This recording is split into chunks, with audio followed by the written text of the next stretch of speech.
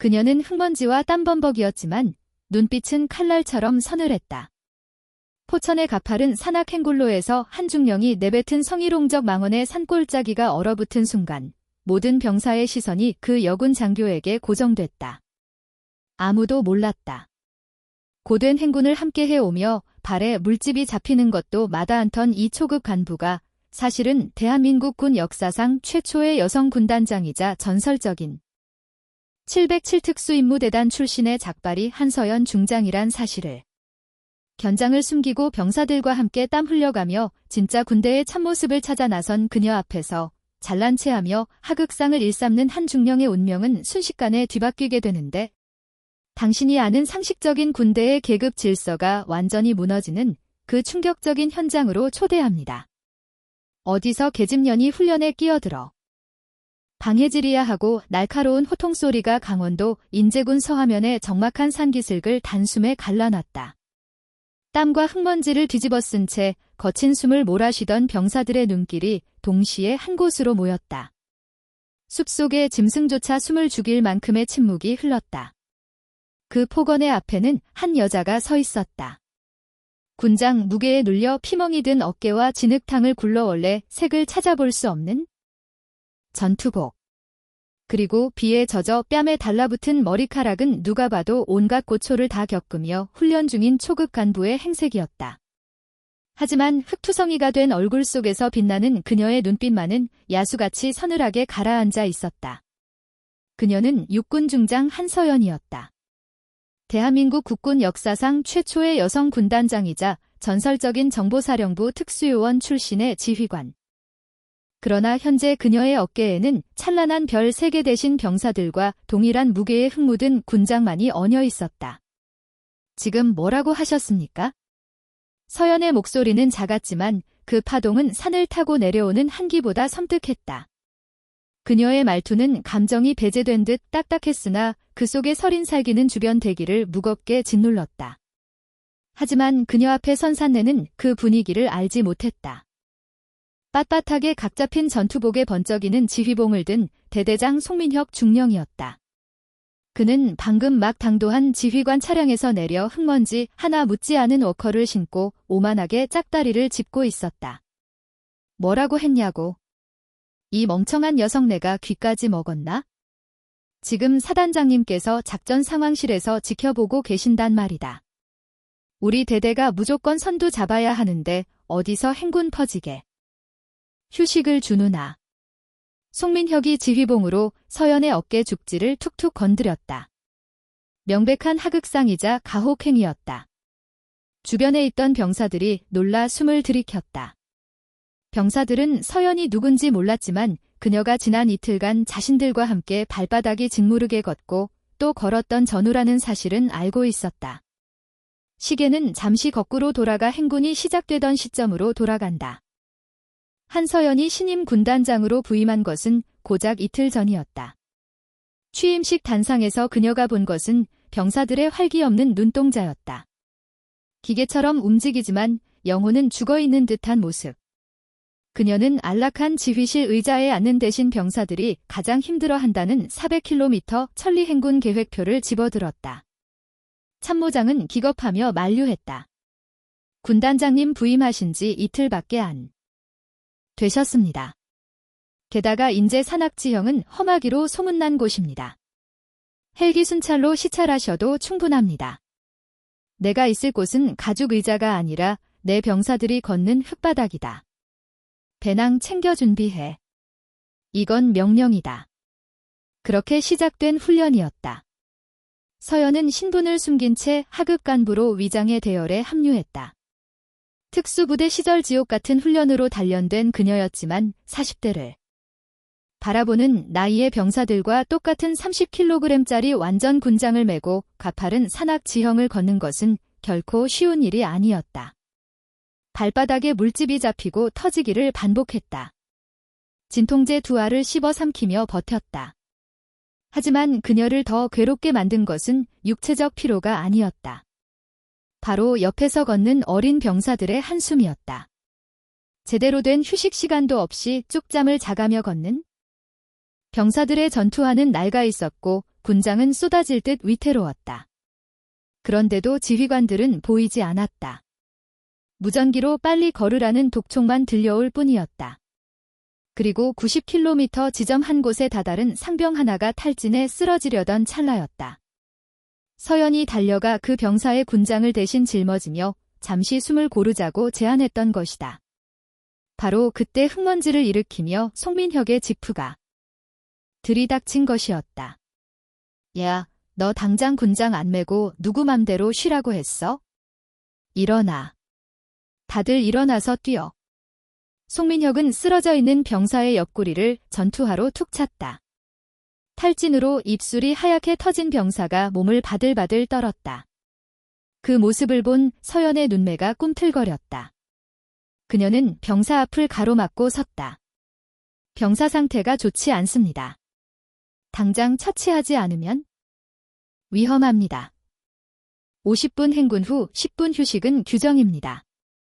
서연이 정당한 규정을 들이밀자 송민혁의 얼굴이 불그락 푸르락해졌다. 진급의 눈이 멀어 사단장에게 잘 보일 생각만 가득한 그에게 규정 따위는 중요하지 않았다. 그저 자신의 앞길을 막는 흙투성이 여군이 거슬릴 뿐이었다. 규정. 야, 너 소속이 어디야? 어디서 굴러먹던 갯뼈다귀가 감히 대대장 앞에서 규정을 따져. 내가 까라면 까는 게 군대지 말이 많아. 송민혁의 고함에 서연은 쓰고 있던 방탄모를 고쳤다. 턱근 사이로 흐르는 땀을 닦아내지도 않은 채 그녀는 똑바로 송민혁을 노려봤다. 지휘관의 가장 큰 의무는 부하의 안전입니다. 1등이라는 성과 때문에 부하를 사지로 내모는 건 지휘관이 할 짓이 아닙니다. 이게 뭐야? 얘야, 너 이름 뭐야? 관등 성명 대라. 송민혁이 비대하게 세우며 한서연의 멱살을 향해 팔을 날렸다. 찰나의 순간 서연의 팔이 뱀처럼 휘감기며 송민혁의 손목을 제압했다. 특수전사령부의 전설, 극한의 전장에서 본능적으로 몸에 각인된 생존 기술과 같았다.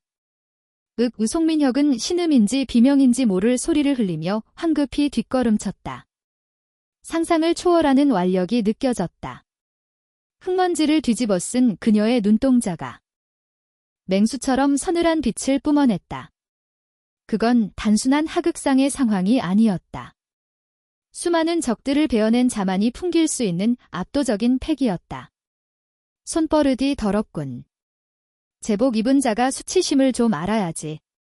너 지금 하극상한 거야? 간방 쳐넣어 버릴 거야? 헌병대 불러.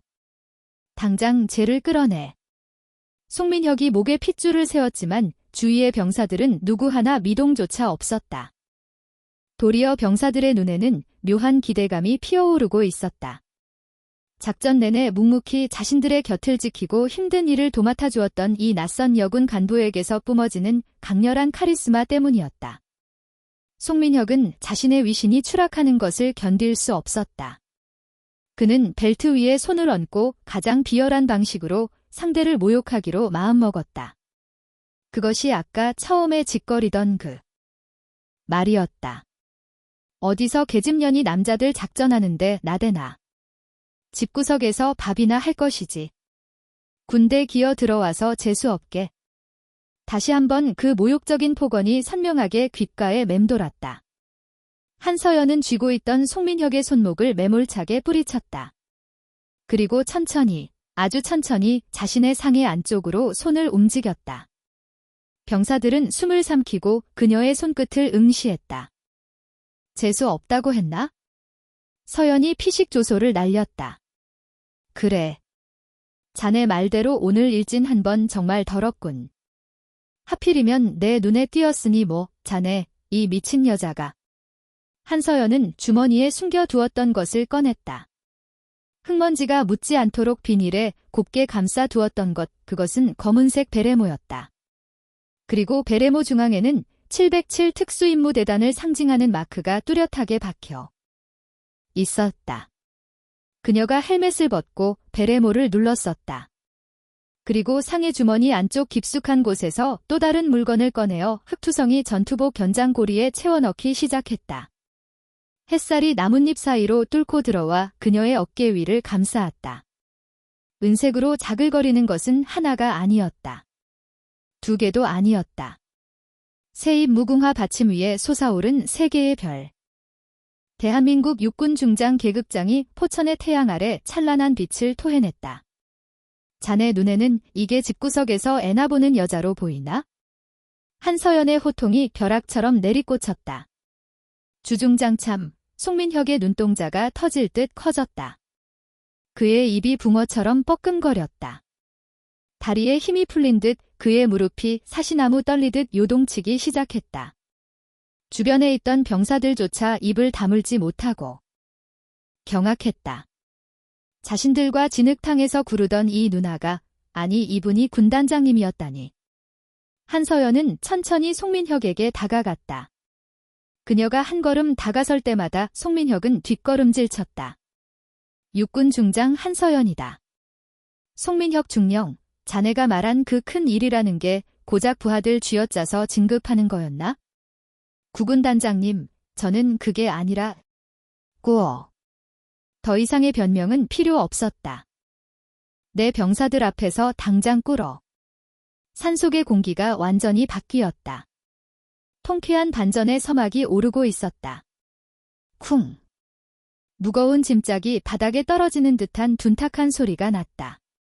방금 전까지 기세등등하게 지휘봉을 휘두르던 송민혁 중령의 무릎이 거친 흙바닥에 처박히는 소리였다.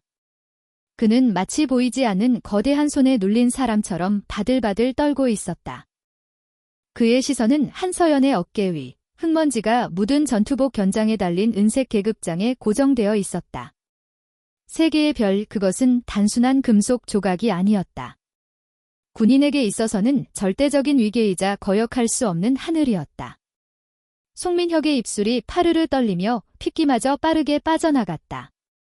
이 상황이 현실인지 꿈인지 분간이 가지 않는 듯 그의 동공은 지진이 난 것처럼 흔들렸다.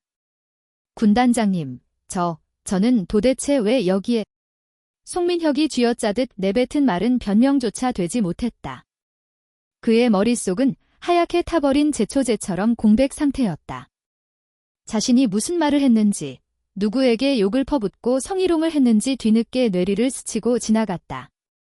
등줄기를 타고 식은땀이 비오듯 쏟아져 내렸다. 한서연은 그를 내려다보며 차갑게 식은 눈빛을 거두지 않았다.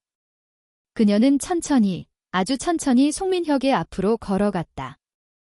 군화발이 흙을 밟는 소리가 송민혁의 심장을 조여왔다. 자네 눈에는 내가 여기에 있으면 안 될 사람으로 보이나? 서연의 목소리는 높지 않았다. 하지만 그 굵고 단단한 음성은 주변의 공기를 얼어붙게 만들었다. 송민혁은 고개를 세차게 저으며 땅바닥에 머리를 조아렸다. 아닙니다. 절대 아닙니다. 죽을 죄를 지었습니다. 제가 군단장님이신 줄 전혀 모르고 단지 행군 속도가 너무 늦기에 훈육하려던 참이었. 한서연이 헛기침을 했다. 그녀는 눈을 돌려 방금 전까지 송민혁에게 군화발로 짓밟힐 뻔했던 병사를 응시하였다. 탈진에 넘어져 있던 병사는 전우들의 도움을 받아 간신히 몸을 지탱하고 있었다. 그 병사의 눈동자엔 믿을 수 없다는 충격과 공포, 그리고 한 줄기 희망이 혼재해 있었다. 한서연은 재차 송민혁에게 눈길을 주었다. 쓰러져가는 병사를 군화발로 차고 폭언을 퍼붓는 게 너네 부대의 훈육 방식이냐? 너는 방금 내 병사를 짐승만도 못하게 봤어. 또한 나에게는 입에 담지 못할 망발을 했지? 할 말이 없습니다. 제발 한 번만 선처해 주십시오. 연대장님께서 근본 훈련 실적을 워낙 강조하셔서 저도 모르게 마음이 졸였습니다. 송민혁은 끝내 자신의 과오를 윗선의 지시 타드로만 돌리려 했다. 그 찌질한 태도가 서연의 심기를 건드렸다. 707 특수임무대단 시절 그녀가 가장 혐오했던 것이 바로 부하를 총알바지로 쓰는 지휘관들이었다. 아가리. 서연의 일갈에 송민혁이 헉하고 숨을 들이켰다. 변명하지 마라. 연대장이 시켰다니. 연대장이 부하를 걷어차라고 시켰냐? 연대장이 여군에게 성희롱을 하라고 명령했냐? 그건 너의 그 천박한 인성에서 나온 행동이다. 지휘관은 부하들이 쉴 수 있는 그늘이 되어야 하고 날아오는 화살을 막아주는 방패가 되어야 한다. 하지만 너는 부하들의 등 뒤에서 칼질이나 해대는 양아치 짓을 했어. 한서연은 허리춤에 손을 얹으며 주변을 둘러싼 병사들을 향해 고개를 돌렸다. 수백 개의 눈동자가 그녀를 향해 있었다. 모두 귀를 열어라. 그녀의 목소리가 천지를 진동하게 울려 퍼졌다.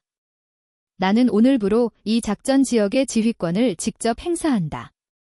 또한 지금 이 순간부로 육군 중령 송민혁을 대대장 보직에서 해임한다. 송민혁의 눈이 빠질 듯 커졌다. 보직 해임. 그것은 군인으로서의 사형 선고나 다름없었다. 구군단장님. 부디 한 번만 기회를 주십시오. 제 군생활 20년이. 송민혁이 빌며 서연의 바지단을 잡으려 했다. 허나 서연은 그 손을 냉정하게 뿌리쳤다. 너의 20년 군생활이 아까운가? 저 병사들은 귀한 집 자식들이다. 누군가의 아들이고 누군가의 형제다. 너의 진급 욕심을 채우기 위해 소모해도 되는 부속품이 아니란 말이다. 서연은 끓어오르는 분노를 억누르며 송민혁을 내려다보았다. 마음 같아서는 당장이라도 이 자리에서 군법에 넘기고 싶었지만 병사들이 보고 있었다. 그녀는 지휘관으로서의 품위를 지키며 동시에 가장 처절한 벌을 주기로 했다. 송민혁 중령, 자네가 그리도 강조하던 정신력 어디 한번 보여주나. 서연이 손가락으로 바닥을 가리켰다. 머리를 조아리고 원산폭격을 하는 얼차려라니. 이것은 계급 사회인 군대에서 줄 수 있는 최고의 치욕이자 그가 병사들에게 행했던 폭력에 대한 대가였다. 송민혁은 주저했다. 수많은 병사들이 보는 앞에서 엎드려 뻗쳐 머리를 박는다는 것은 사회적 사형이나 마찬가지였다. 안 들리냐? 내 명령이. 서연의 눈에서 살기가 뿜어져 나왔다. 송민혁은 본능적으로 직감했다. 여기서 거부했다가는 정말로 되돌릴 수 없는 일이 벌어질 것이라는 것을. 그는 비굴하게 눈물을 흘리며 서서히 몸을 굽혔다. 양손을 등 뒤로 하고 정수리를 거친 흙바닥에 대고 엎드렸다. 끙끙. 중령 계급장을 달고 머리를 박은 채 끙끙거리는 대대장의 모습. 그 광경을 지켜보는 병사들 사이에서 작은 탄성이 터져나왔다. 그것은 통쾌함이었다. 그동안 당해왔던 서러움이 한순간에 씻겨 내려가는 듯한 카타르시스였다. 서연은 엎드려 있는 송민혁을 뒤로 하고 아까 쓰러졌던 일병에게 다가갔다. 그녀는 무릎을 굽혀 병사와 눈높이를 맞췄다. 병사는 황송에 어쩔 줄 몰라 하며 거수 경례를 하려 했다.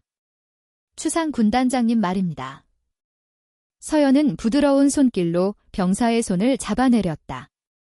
방금 전 송민혁을 대하던 서슬퍼런 모습은 온데간데 없었다. 경례는 됐다. 많이 힘들었지? 내가 미안하다. 지휘관이 무능해서 너희들을 이렇게 고생시켰구나. 군단장이 말단 병사에게 고개를 숙여 사과했다. 그 모습에 병사의 눈시울이 붉어졌다. 아닙니다. 저희는 괜찮습니다. 괜찮기는 입술이 다 터졌는데. 서연은 자신의 군장 옆 주머니에서 비상용 수통을 꺼내 병사에게 건넸다. 그리고 의무병을 불렀다. 의무관. 이 병사 상태 확인하고 앰뷸런스 호출해서 후송 조치해. 그리고 나머지 병사들도 전원발 상태 점검한다. 10분이 아니라 30분간 휴식이다. 양말 벗고 발 말려. 감사합니다. 군단장님. 병사들의 함성이 산을 울렸다. 그것은 강요된 충성이 아닌 마음 깊은 곳에서 우러나오는 존경의 외침이었다. 그때였다. 송민혁이 타고 왔던 지프의 조수석에 놓인 무전기가 요란하게 울리기 시작했다. 치지직. 백호, 호랑이 호출. 백호, 호랑이 호출. 백호, 당장 응답하라. 좌표상으로 전혀 안 움직여. 이유를 말해. 날카로운 고함 소리, 연대장 박정훈 대령이었다. 백호 호랑이라는 호출명은 그가 억지로 만든 별명이었다. 고개를 숙이고 있던 송민혁이 흠칫했다. 서연은 송민혁을 잠시 쳐다보고는 곧장 차량 쪽으로 걸음을 옮겼다. 그녀는 주저없이 송수신기를 잡아챘다. 백호 호랑이, 수신양호. 무전기 반대편, 박정훈은 목소리의 주인이 다른 것을 전혀 모르는 눈치로 고함을 질렀다. 야, 송민혁. 너 정신 안 차릴 거야? 우승하라고 했더니 멍하니 놀고 있나? 너 진급 포기했어? 당장 놈들 닥쳤던 개처럼 뛰어오라고. 서연의 얼굴에 차가운 웃음이 걸렸다. 여기나 저기나 다 비슷했다. 병사들을 장기말 취급하며 승진에만 혈안이 된 지휘관들. 박정훈 대령, 애들을 괴롭히는 게 그렇게 즐겁습니까? 차분하면서도 날선 서연의 목소리에 송수신기 저편이 순간 침묵했다. 누구냐? 너 뭐 하는 놈이야? 어떤 놈이 겁도 없이 연대장 통신망에. 서연은 호흡을 크게 가다듬은 후 일갈했다. 자네가 그렇게나 잘 보이고 싶어 애쓰던 신임 군단장. 한서연이다. 헉, 통신기 너머로 무언가 쿵하고는 하는 소리가 들렸다. 필시 들고 있던 컵을 떨어뜨린 것 같았다. 구군단장님. 아니, 이게 대체 왜 거기 계십니까? 어째서? 당황한 박정훈의 목소리가 생생하게 전해졌다. 지금 내 목소리 따위가 중요한 게 아닐 텐데. 박정훈 대령, 귀관은 훈련 본질을 완전히 망각했어. 무리한 작전 계획으로 장병들을 위험에 빠뜨렸고 예하 지휘관에게 부당한 지시를 강요했다. 오해십니다. 저는 오직 강한 부대를 육성하기 위해. 강한 부대? 병사들 발바닥 껍질 다 벗기고 쓰러지게 하는 게 강한 부대냐? 내 놈이 믿고 있는 강함이 고작 그 정도면 내가 몸소 보여주지. 707에서 내가 어떻게 굴렀었는지 말이다. 서연의 음성은 한층 더 낮게 깔렸지만 그 중압감은 전파를 타고 지휘. 통제실까지 꽂히는 듯 했다. 지금 당장 연병장에 나와 있어라. 내가 갈 때까지 한 발자국이라도 움직이면 그곳이 바로 내 재판장이 될 것이다. 이상. 툭 서연은 송수신기를 거칠게 던져버렸다. 그녀는 다시 부대원 쪽으로 돌아섰다. 병사들은 이제 그녀를 존경심 가득한 눈빛으로 올려보고 있었다. 그녀는 송민혁에게 다가가 툭 하고 전투화 끝으로 바닥을 찍었다. 이어서 송민혁이 휘청거리며 일어섰다. 이마에는 흙과 땀이 뒤섞여 있었고 콧물 눈물로 얼굴이 엉망진창이었다. 자네는 여기서 대기하다가 헌병대가 오면 조사를 받아라. 내 명령이 떨어질 때까지 반성하고 있어? 서연은 다시 자신의 배낭을 맸다.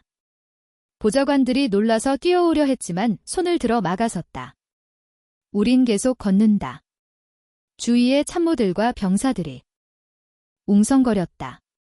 군단장님, 이제 차량으로 복귀하셔도 저희가 처리하겠습니다. 하지만 서연은 고개를 저었다.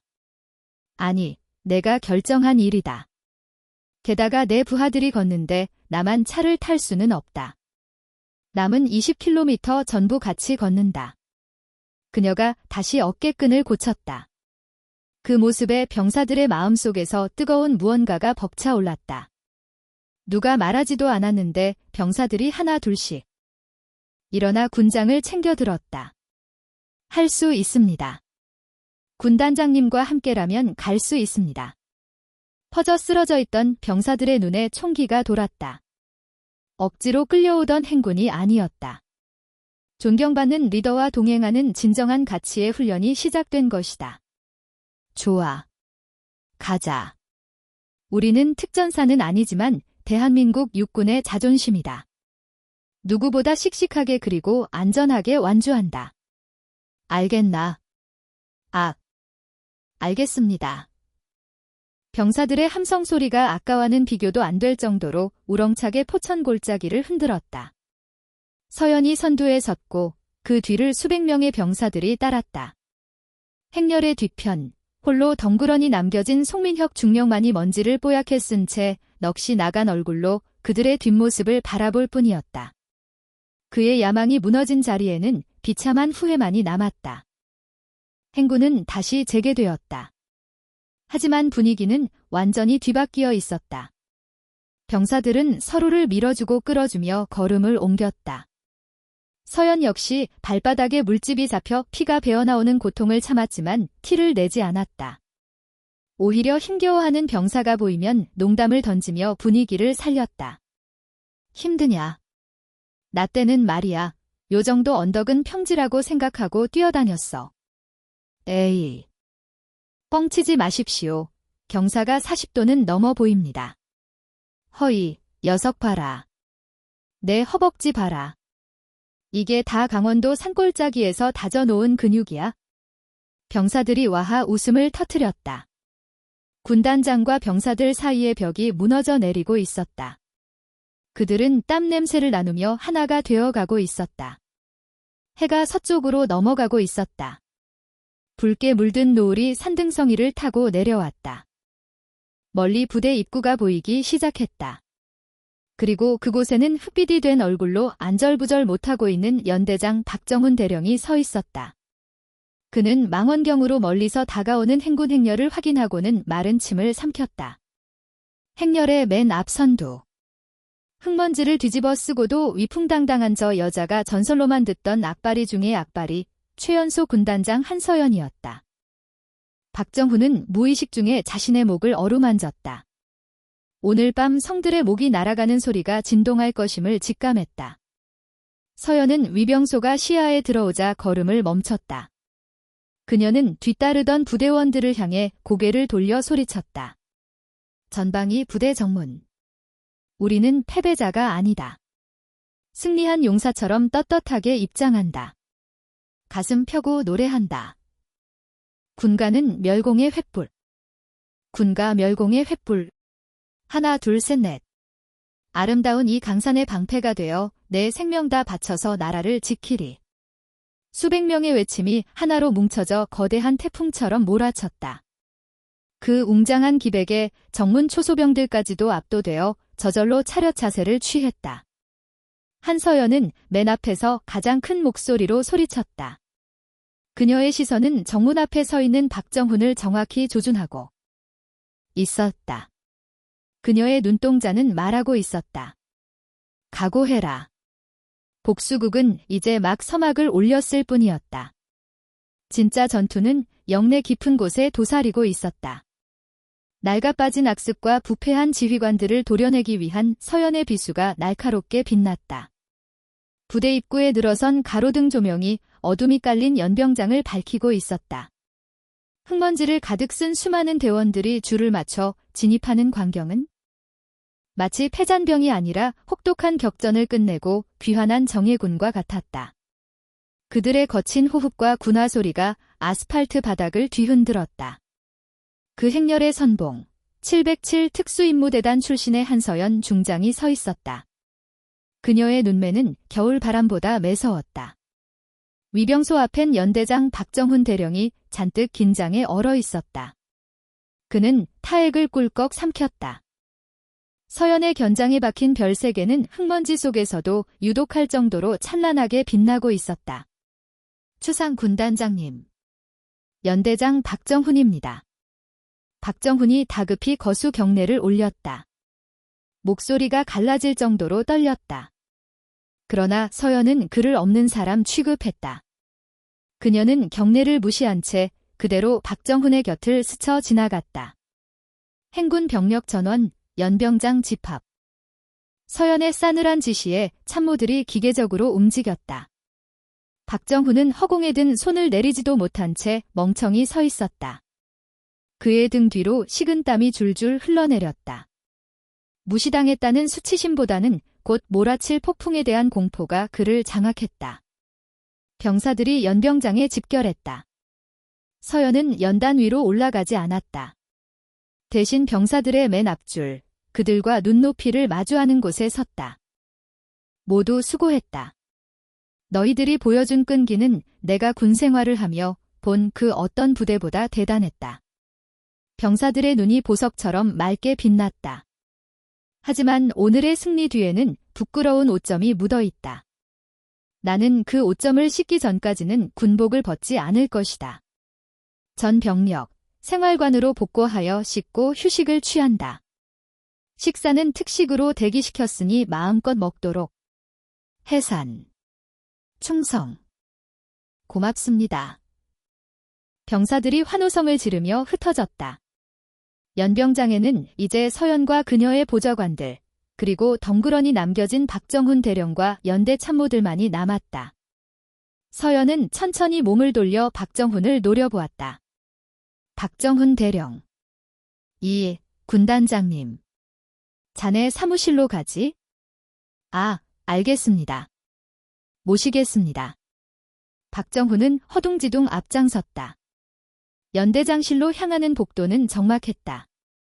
서연의 군화 소리가 똑똑 복도를 올릴 때마다 박정훈의 어깨가 움찔거렸다. 연대장실에 들어서자마자 박정훈은 급하게 소파를 권했다. 차라도 한 잔만. 서연은 소파에 앉는 대신 연대장 책상 위에 놓인 화려한 명패를 집어들었다. 연대장 대령 박정훈. 금박으로 도배된 명패는 화려했지만 서연의 손에 들린 그것은 둔기처럼 보였다. 자네가 무전으로 송민혁 중령에게 뭐라고 했지? 무조건 우승을 하라고. 아픈 병사들을 질질 끌고서라도 오라고. 그것은 군기강을 확립하고 강한 정신력. 서연이 명패를 책상 위에 쾅 하고 내려찍었다. 묵직한 괴염에 박정훈이 경기를 일으키듯 몸을 떨었다. 병사들이 신는 전투화 밑창이 다 닳아서 발바닥이 피반죽이 되는 건 정신력으로 버티는 게? 아니야. 그건 보급의 문제고 지휘관의 관심 문제다. 자네는 연대장실에 앉아서 에어컨 바람 쐬면서 모니터로 실적 노름이나 하고 있었겠지? 서연은 주머니에서 꼬깃꼬깃해진 종이 한 장을 꺼냈다. 행군 도중 틈틈이 메모한 수첩 낱장이었다. 오늘 행군 중 나고 위기 병사 12명. 그중 5명은 전투화 치수 불량 및 노후화. 3명은 배낭끈 파손으로 인한 어깨 통증. 나머지는 영양 부족으로 인한 탈진. 이게 자네가 자랑하는 강한 부대의 현실이다. 박정훈의 얼굴이 사색이 되었다. 보급품 신청은 매번 하고 있습니다만. 상부에서 거짓말하지 마. 서연이 싸늘하게 일갈했다. 내가 오기 전에 자네 부대 예산 내역을 이미 다 훑어보고 왔다. 병사들 피복 교체비로 내려온 예산 어디에 썼나? 연대본부 환경미화. 멀쩡한 정원 조경공사, 지휘관 관사 인테리어. 박정훈은 말을 잇지 못했다. 온지 이틀밖에 안 된 사령관이 도대체 무슨 수로 비밀 장부 내용을 다 꿰고 있단 말인가? 그녀는 흔해 빠진 낙하산이나 보여주기식 장군이 아니었다. 그녀는 기무사 시절부터 감찰 조사와 색출의 신이었다. 자네는 병사들의 몸에 입혀야 할 돈으로 자네가 쓰는 가구를 바꿨어. 병사들이 입어야 할 피복을 줄여서 간부 회관 비품을 채웠고. 사령관님, 제발 용서해 주십시오. 저는 단지 부대 시설을 보수하여 기강을 확립시키려고. 기강 확립. 서연이 차갑게 박정훈을 내려다봤다. 그녀의 위협감이 박정훈을 눌렀다. 서연은 박정훈의 눈을 뚫어질 듯 쏘아봤다. 냉기가 흐르는 눈빛이었다. 전장을 뒹굴어본 자만이 풍길 수 있는 본능적인 두려움을 자아내는 눈빛. 내 부하들의 등을 쳐먹은 놈을 봐줄 정도로 나는 너그럽지 않아. 송민혁 중령은 자네의 단순한 칼이었으니 휘두르는 대로 배웠겠지. 하지만 그 칼자루를 쥐고 흔든 건 자네야. 서연은 탁자 끝에 수화기를 가리켰다. 검찰부에 당장 자수해 제 발로 찾아가서 죄를 고하겠다고. 만약 내가 법무관을 부르게 된다면 자네는 직위해제로 끝나지 않을 테야. 군사법원 판례상 가장 끔찍한 형량을 살게 만들어줄게. 박정훈은 맥이 빠졌다. 그는 의자에 털썩 기댔다. 연대장이라는 직책이 갖는 권위는 눈 씻고 봐도 없었다. 마치 거짓말을 들킨 소년처럼 아니 사형수 앞에선 죄인처럼 떨고 있을 따름이었다. 그때 지휘실 출입문이 활짝 열렸다. 사령관님, 긴급 상황이 터졌습니다. 서연의 수행장교인 이대위였다. 이대위의 안색이 창백했다. 뭐가 문제야? 훈련 마친 대원들 중 다수가 고열과 발작 증세를 보이고 있어. 집단 식중독 같습니다. 현재 병원으로 긴급 이송되었습니다. 서연의 미간이 찌푸려졌다. 설상가상이라더니만. 전염병. 오늘 급식 반찬이 문제였어. 오징어 볶음과 생선조림 반찬입니다. 제가 조사해본 바로는 재료 유통. 기한이 한참 지났습니다. 그리고 이대위가 박정훈을 슬쩍 바라보며 입을 다물었다.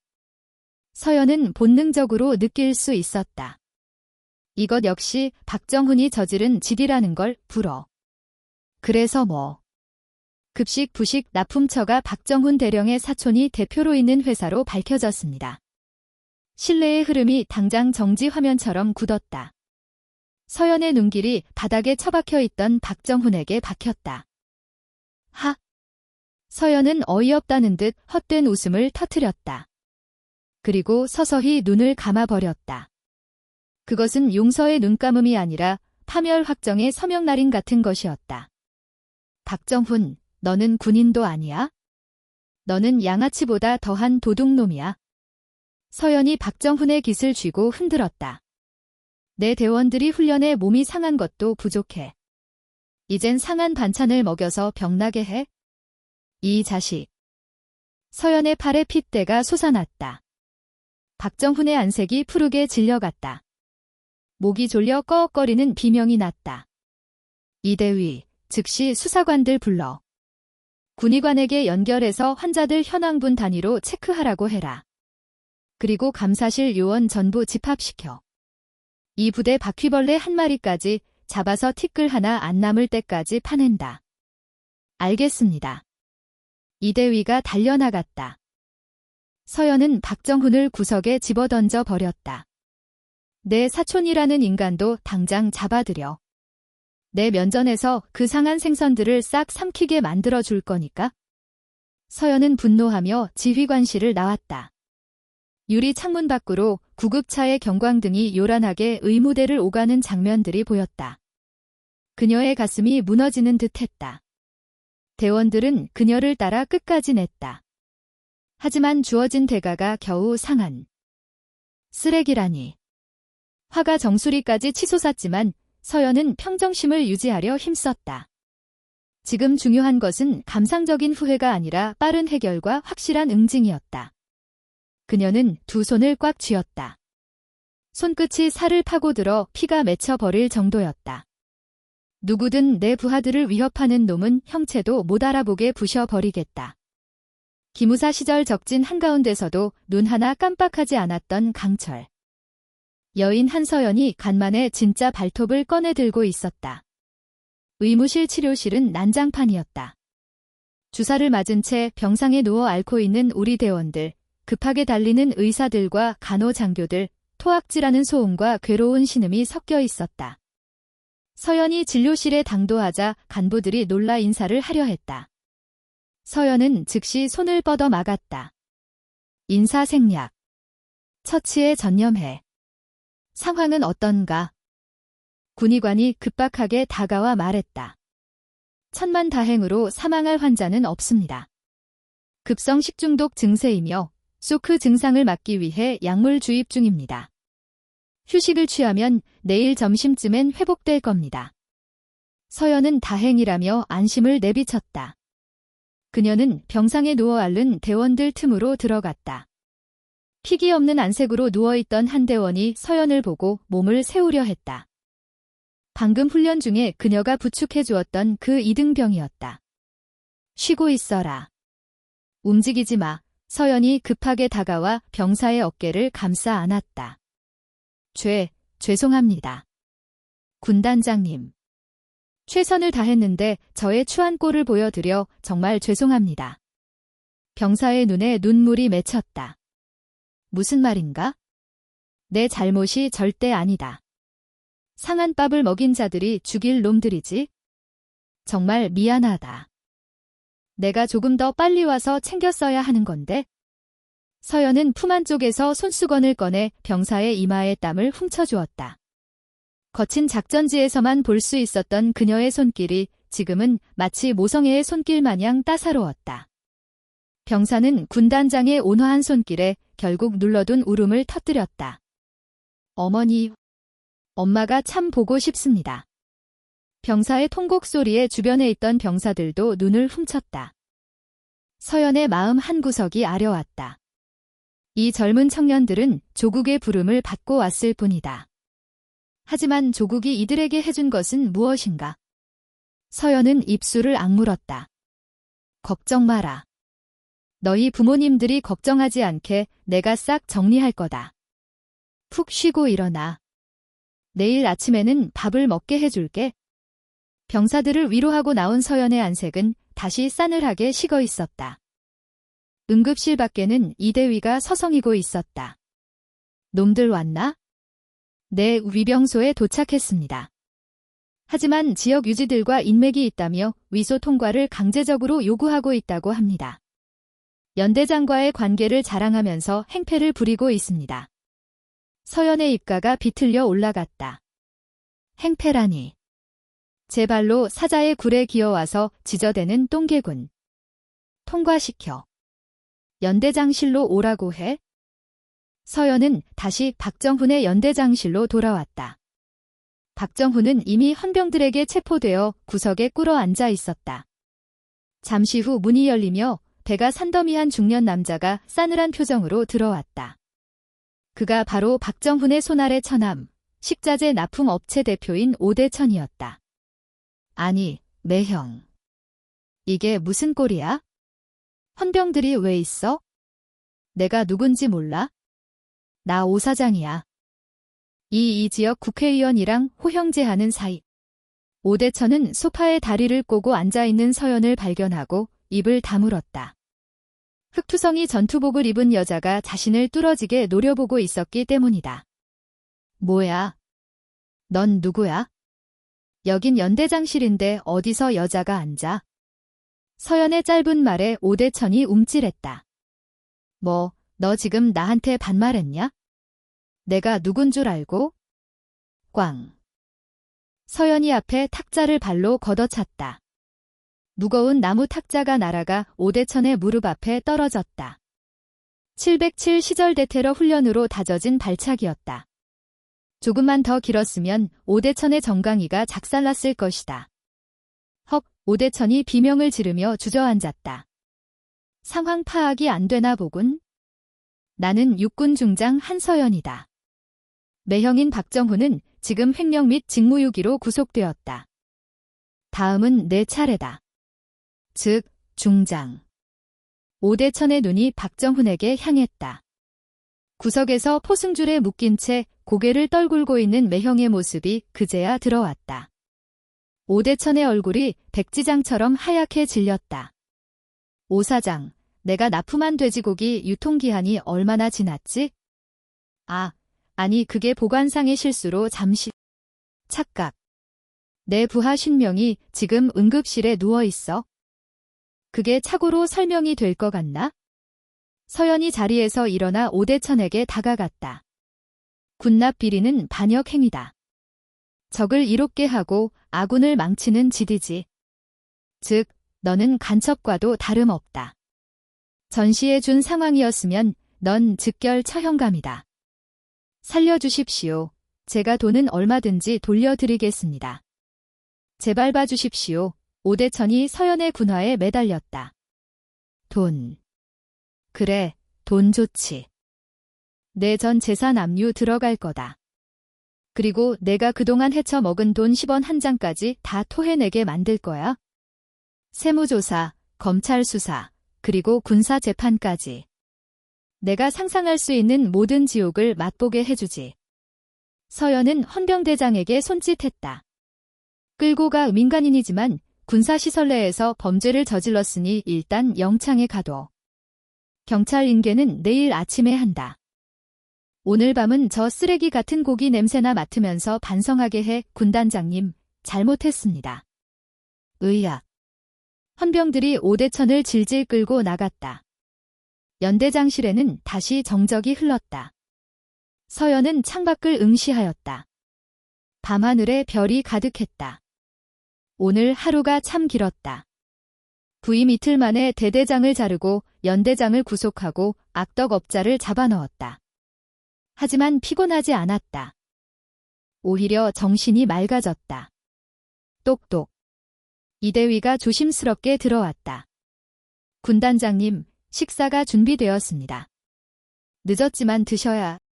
아니, 병사들이 굶고 있는데 나 혼자 먹을 순 없다. 취사장에 가서 라면이나 좀 끓여오라고 해, 대용량으로. 오늘 밤은 응급실 당직실에서 부하들과 함께 있겠다. 하지만 이건 명령이 아니다. 부탁이다. 나도 배가 고프고 내 새끼들도 배가 고파. 같이 먹자. 이대위는 잠시 멍하니 서연을 바라보다가 힘차게 경례했다. 알겠습니다. 제가 세상에서 제일 맛있는 라면을 끓여오겠습니다. 잠시 후 의무대 휴게실, 커다란 솥뚜껑에 라면이 보글보글 끓고 있었다. 상태가 호전된 병사들이 하나 둘씩 모여들었다. 서연은 단추를 풀어 헤치고 직접 고기를 굽었다. 자, 어서들 먹어라.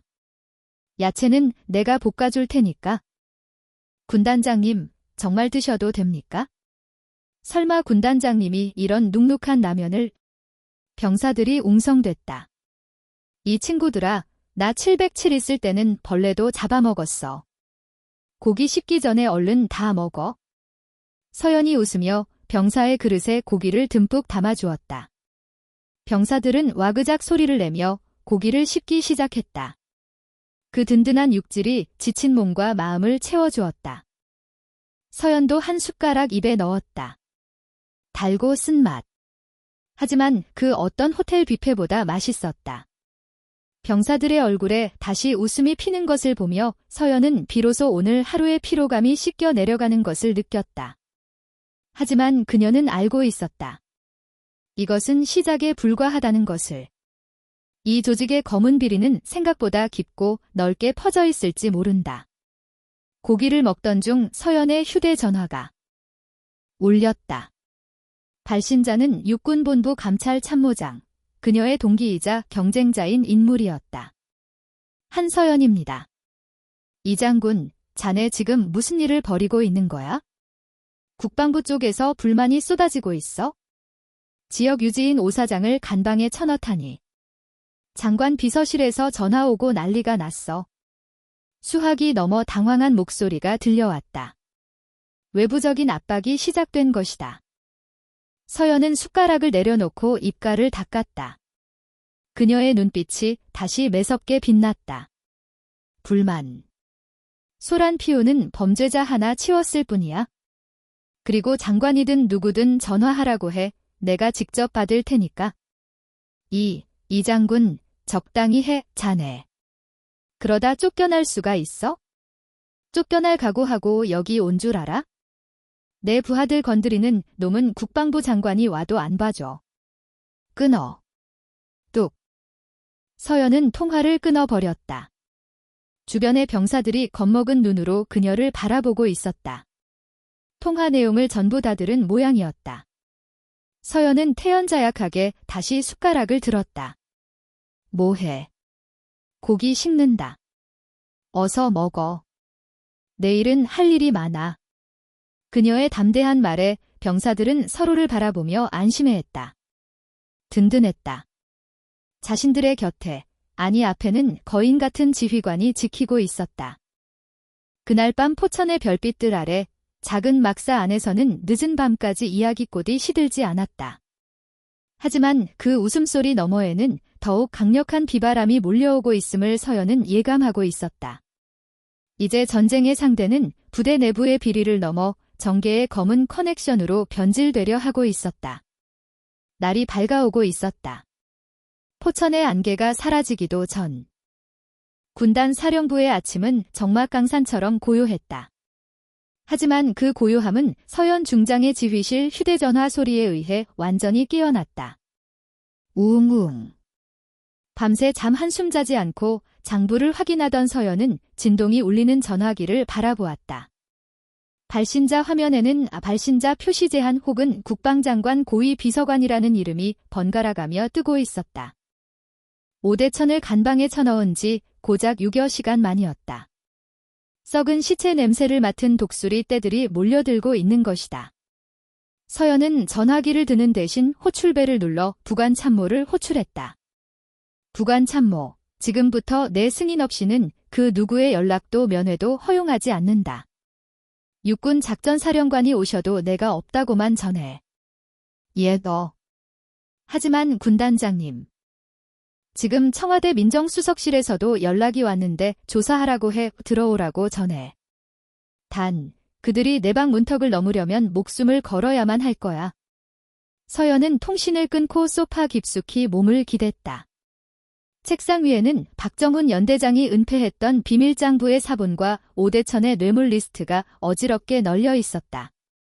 단순히 썩은 돼지고기 비리가 아니었다. 이것은 거대한 몸통이. 꼴이었다. 식료품, 무기 부속품, 심지어 활동비까지. 박정훈과 오대천은 국방 예산을 자신들의 쌈짓돈처럼 사용하고 있었다. 그리고 그 돈의 종착지는 위로, 더 위로 향하고 있었다. 그때 사무실 문이 노크도 없이 활짝 열렸다. 들어온 사람은 군단 참모장인 하준의 준장이었다.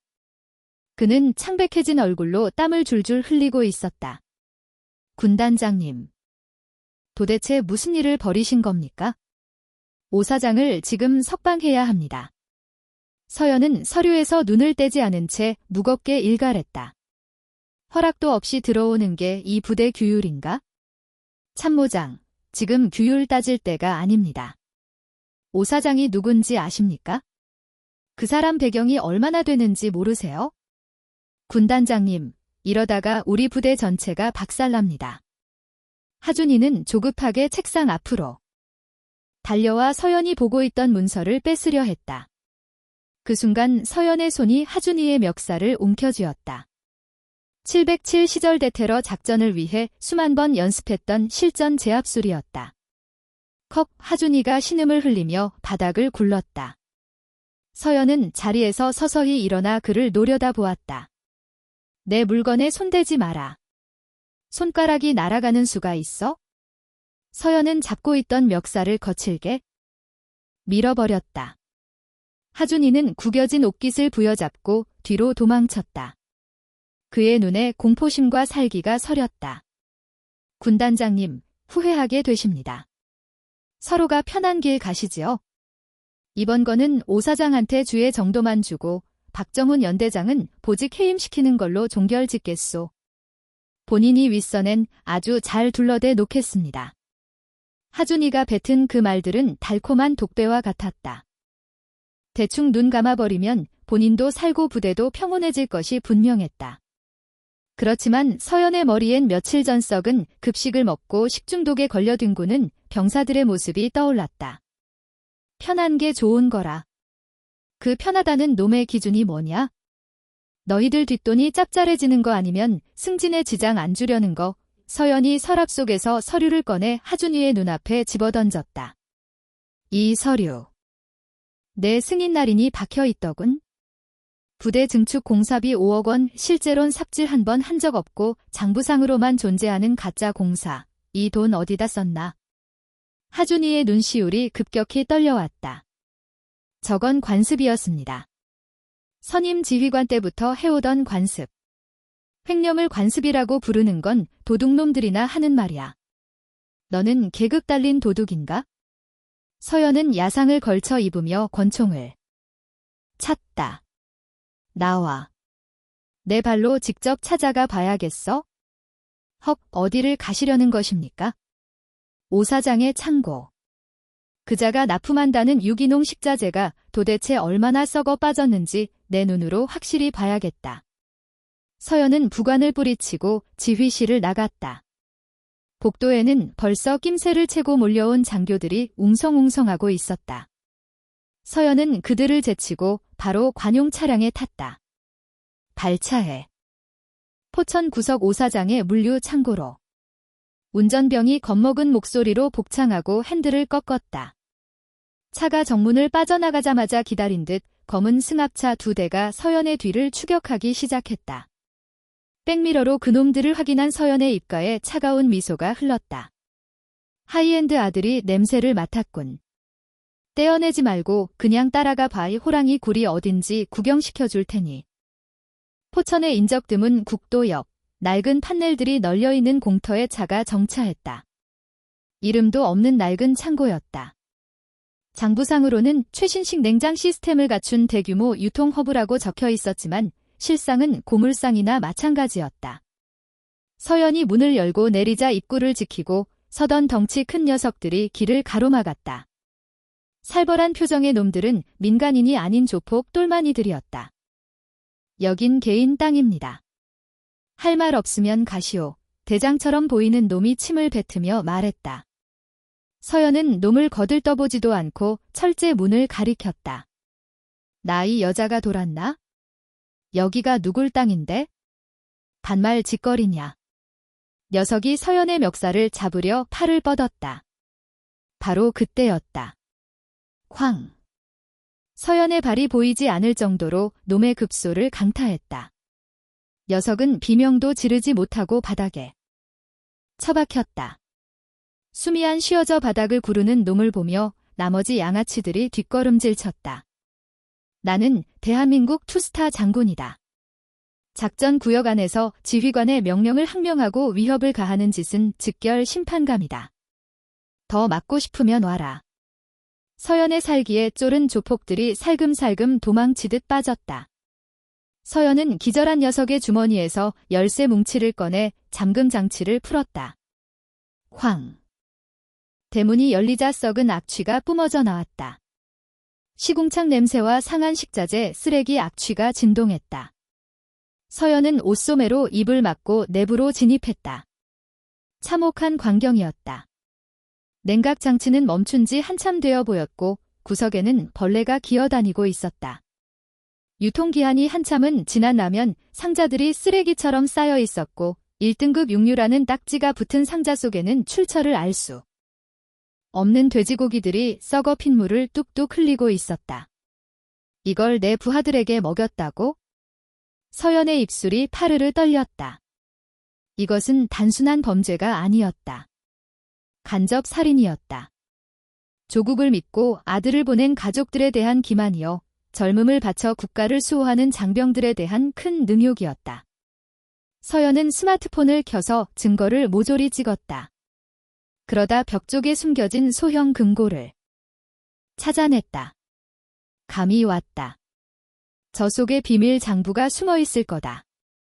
서연이 금고를 열려는 찰나 창고 밖에서 타이어 긁는 소리가 들렸다.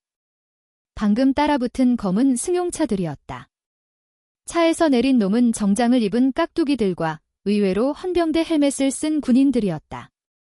그렇지만 그들은 사단 소속 헌병이 아니었다. 중앙부처 국방부 조사본부 요원들이었다. 한서연 장군님 맞습니까? 수사장교가 인사도 없이 건방지게 물었다. 맞는데. 국방부 검찰단에서 왔습니다. 한서연 장군님을 월권행위 및 민간인 불법 폭행 혐의로 체포하라는 지시를 받았습니다. 석가지가 주셔야겠습니다. 서연은 금고 앞에 얼어붙었다. 개 왔다. 놈들은 증거를 없애고 본인을 묻어버리기 위해 생각보다 빨리 도착했다. 체포라. 타이밍이 아주 예술이네. 내가 이 난장판을 찾아내자마자 등장하시다니. 딴소리 필요 없습니다. 즉시. 헌병들이 서연을 둘러쌌다. 조폭들도 킥킥대며 그 뒤를 막았다. 절체절명이다. 그러나 서연은 동요하지 않았다. 그녀는 품속에서 통신기를 잡았다. 작전과 나와라. 치지직. 넷, 사령관님, 작전과장입니다. 현시간부로 양주보급 창고 위치로 특수임무대. 급파하고 헬기 2를 보낸다. 완전 군장 30명. 실탄 허용한다. 헌병대위의 표정이 흑빛이 되었다. 사령관님, 이게 무슨 짓입니까? 저희는 본부 측의 지시를 따르고 상급부대, 내 관할 지역 안에서 내 승인 없이 움직이는 놈들은 없다. 너들이 경찰이건 뭐건 내 눈엔 총든 범죄자들과 똑같아 보인다. 서연은 괴작 위에 다리를 꼬고 앉았다. 딱 10분. 내 병력들이 들이닥치기 전에 사라지든가 아니면 나랑 같이 여기서 지옥을 보든가. 쿵쿵. 하늘에서 헬기로터 돌아가는 소음이 울리기 시작했다. 특전사 출신 지휘관의 부름에 사단 최강의 요원들이 바람처럼 달려오고 있었다. 서연은 헌병대위를 보며 싱긋 웃었다. 봤지? 내 부하들은 상한 음식을 먹고도 저렇게 날아다니는데 너희들은 비싼 밥 처먹고 뭐 했냐? 헬기 로프를 타고 진입한 특수임무대원들이 현장을 완벽히 포위했다. 본부 소속 헌병들과 조폭 용역들은 지면에 엎드려 포박을 당했다. 서연은 현장 내 모든 서류들을 챙기고 금고를 크레인으로 헬기에 매달아 부대로 회송했다. 그러나 진짜 싸움은 지금부터였다. 부대 내에 복구하자마자 참모총장이 스마트폰을 들고 달려왔다. 사령관님, 비상 났습니다. 여론장이 뒤집혔습니다. 액정에는 선동적인 헤드라인 뉴스들이 가득 차 있었다. 특종. 여성 사령관 임명 직후 하극상 및 월권 논란 속보. 민간인 사업가 납치 감금 및 협박 내가 곧법이다 발언 충격. 칼럼. 군조직 내 여성 지휘관 자질 검증 필요한가? 막강한 공권력 남용하는 여장군. 악의적으로 조작된 영상도 퍼져나갔다. 지난 훈련 도중에 송민혁 중령에게 기합을 주는 부분만 교묘하게 편집해 마치 아무 까닭 없이 부하를 핍박하는 사이코패스 지휘관처럼 왜곡되어 있었다. 오대천과 박정훈의 윗선들이 여론 공작을 시도한 셈이다. 게시판 창은 정말 혀를 찰 수밖에 없을 만큼 욕설이 가득했다. 제정신 아닌 군대가 놀이터냐? 즉시 파면해라. 서연은 휴대폰을 엎어두고 창너머를 응시했다. 운동장에는 대원들이 여기저기 모여 수군거리고 있었다. 걔들도 기사를 본 게 확실했다. 기사 막지 마라. 반박도 끄지 마. 그냥 더워. 하지만 사령관님, 이렇게 가면 마녀 사냥을 당하십니다. 반박 보도라도 해야. 진실은 입이 길지 않은 법이다. 당장 내가 말해봤자 핑계로밖에 안 보일 거야. 서연은 지휘관 책상 의자에 기대에 눈을 붙였다. 주위가 적으로 가득 찬 느낌이었다. 의지할 군대는 썩었고 민심은 등을 돌렸다. 그러나 그녀의 가슴 안에는 딱 하나의 확신이 있었다. 바로 그녀와 같이 백해무익한 행군을 한 그 전우들이었다. 당일 저녁, 역전은 엉뚱한 장소에서 발생하였다. 대형 온라인 커뮤니티 밀리터리 게시판에 글 하나가 등록됐다. 제목. 현재 뉴스에 뜨는 사이코 사령관, 진실 간다. 작성자는 본인을 훈련에 동참했던 일반 병사라고 밝히며 본인의 해진 군화와 상처 입은 발 사진을 첨부했다. 전부 기사 보고 욕하는데 난 그 자리에 있었다. 우리 사령관님 또라이 맞다. 근데 너희들이 상상하는 그런 또라이가 아니다. 계급장 떼고 우리와 함께 100km 주파했다. 나 뛰다가 처졌을 때 내 짐을 들어준 게 저 사령관님이다. 뉴스에 뜬 간부 기합 사건. 그 간부가 우리 보고 개새끼라 욕하고 성추행하고 아픈 애들 발로 찰 때 사령관님이 나서서 박살낸 거다. 오늘 점심 상한 고기 납품한 사장 잡아서 간방 보내고 우리 보고 미안하다며 라면 끓여주신 분이다. 제발 뭣도 모르면서 까지 마라. 우리 사령관님 건드리면 우리 부대 병사들 싹 다 들고 일어난다. 이 글은 삽시간에 조회수 수십만 회를 찍으며 퍼져나갔다. 그러자 댓글에 다른 간증들이 이어지기 시작했다. 나도 거기 있었음. 훈련 때 내 물통에 물 채워주신 분이 사령관님이었음. 우리 부대 취사병인데 어제 사령관님이 직접 오셔서 상한 고기 싹 폐기하라고 하심. 진짜 눈물 날 뻔. 야, 특전사 출신이라며? 어쩐지 눈빛이 장난 아니더라. 병사들의 가슴 깊은 고백은 그 어떤 반박 자료보다 강력했다. 민심의 흐름이 한순간에 바뀌었다. 꼰대 여장군은 한순간에 참된 군인, 다크 히어로로 칭송받기 시작했다. 판세가 뒤집히자 서연은 복수의 칼을 들었다. 그녀는 금고에서 찾아낸 비리 장부와 창고에서 찍은 상한 식자재 사진을 들고 긴급 기자회견을 열었다. 카메라 불빛이 쏟아지는 단상 위. 서연은 정복을 입고 당당하게 섰다. 국민 여러분, 그리고 장병 부모님 여러분, 저는 오늘 지휘관으로서가 아니라 한 명의 군인으로서 이 자리에 섰습니다. 서연은 작성해온 대본을 보지 않았다. 그녀는 렌즈를 똑바로 노려보며 말했다. 지금 보시는 이 사진이 여러분의 자식들이 먹어야 했던 급식입니다. 그리고 이 장부가 그 식대비를 횡령해 배를 채운 자들의 증거입니다. 서연이 장부를 들어 보이자 장내가 소란해졌다. 나를 모함하는 자들에게 고한다. 감추려 했던 너희의 추악한 비밀은 다 드러났다. 더 이상 피할 곳은 없다. 군복을 내놓을 각오를 해라. 내 모든 걸 걸고 내 사람들을 내가 지켜낼 것이다. 뉴스가 보도되자마자 국방부 홈페이지는 마비될 만큼 진상 규명 요구가 빗발쳤다. 국방부 장관은 즉각 특임수사팀을 발족시켰고 검찰은 군납비리 의혹에 대해 전면 수사에 착수했다. 박정훈 연대장과 오대천은 법정 구속됐으며 하준혜 또한 불법 자금 수수죄로 체포되었다. 그들을 비호하던 상급 부대의 고위 장교들도 줄줄이 옷을 벗어야 했다. 일주일 뒤 연병장 단상의 서연이 다시 부대원들 앞에 섰다. 땀에 젖은 전투복 대신 정갈한 정복 모습이었다. 그러나 병사들은 느낄 수 있었다. 저 단정한 제복 속에는 상처투성이 몸과 그들과 함께 구르며 흘린 피땀이 서려 있다는 사실을. 병사들. 서연의 음성이 확성기를 통해 널리 퍼져나갔다. 우리는 지난주 적군보다 더 위협적인 내부의 악과 맞섰다. 마침내 이겼다. 이 영광은 내 몫이 아니다.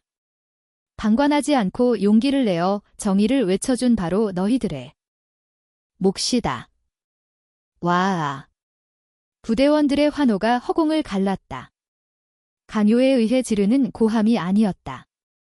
참된 지휘관을 얻은 환희, 그리고 진실이 이겼다는 희열이 담긴 감동의 절규였다. 서연은 연단 밑으로 걸어갔다. 그러고는 맨 앞혈에 있는 병사들의 손을 일일이 맞잡았다. 훈련 중 낙오했던 이등병, 야식을 즐겨 먹던 상병, 커뮤니티에 글을 썼던 병장. 수고했다.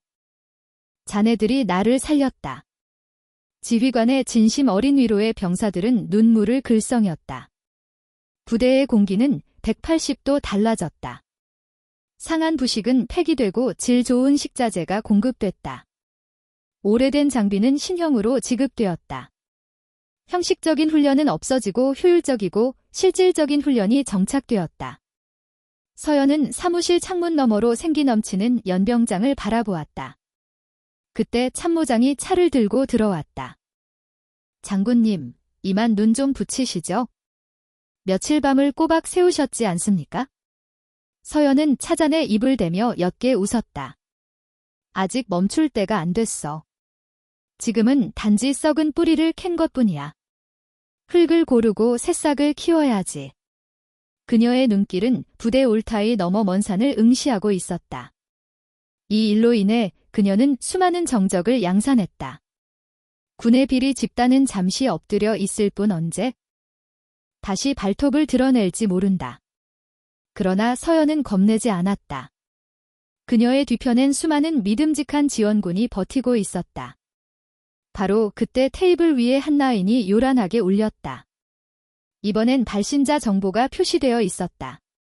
청와대 안보실 직통 번호였다.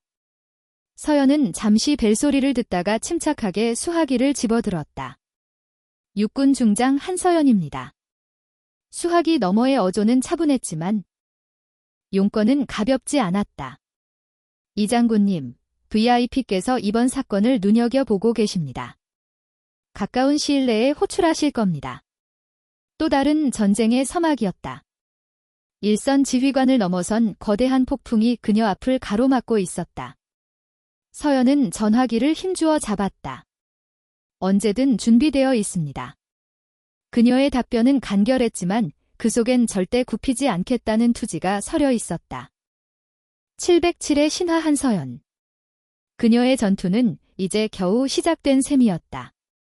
청와대 비서실의 연락은 뜻밖의 저기가 있었다. 정치권의 견제가 있을 거란 추측과 다르게 군조직은 서연의 혁신적인 조치를 놓고 양분되어 있었다.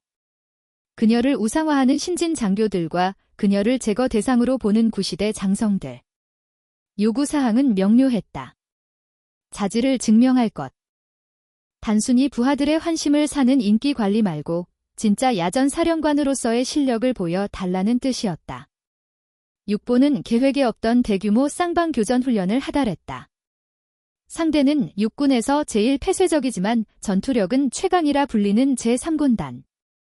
사령관은 서연의 군선배이면서 육사 성골 엘리트 길만 걸어온 류동혁 중장이었다. 작전 지역은 강원도 인제에서 포천으로 이어지는 험준한 산지. 훈련 2일차, 전황은 서연의 부대에 압도적으로 불리하게 전개되고 있었다. 지휘 통제실, 대형 상황판 위로 적성 마커가 아군 방어선을 깊게 뚫고 들어오고 있었다. 전황 브리핑에 서연이 팔짱을 끼고 상황판을 쏘아보며 말했다. 작전과장이 사색이 되어 보고했다. 류동혁 중장 측 제3군단이 아군 통신망을 마비시키고 있습니다. 아군 이하 부대들과 연락이 끊긴 지 벌써 수시간째입니다. 게다가 주요 보급로마다 적군이 매복 중이라 식수와 연료 지원이 전면 차단됐습니다. 현 상태라면 6시간 내에 전멸 판정을 피할 수 없습니다. 서연의 눈매가 날카로워졌다. 통신망 마비와 보급선 봉쇄. 정석적인 작전이었으나 적의 기동이 비상식적으로 신속했다. 흡사 아군의 작전 기동로를 손바닥 보듯 들여다보고 있는 듯 했다. 기하네. 우리가 예비 루트로 확보한 임도는 지도상에 없는 길이야. 헌데 그 지점에 정확히 매복조가 깔려 있었다고.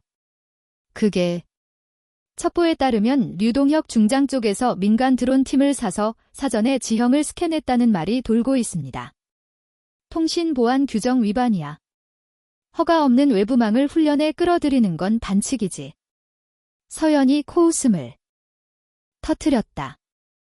류동혁, 그는 승리를 쟁취하기 위해 영혼까지 팔아치울 수도 있는 위인이었다. 아마도 한서연이라는 굴러온 돌이 자신의 자리를 위협하는 꼴을 못 봐주겠다는 심산일 것이다. 지휘소는 아수라장이었다.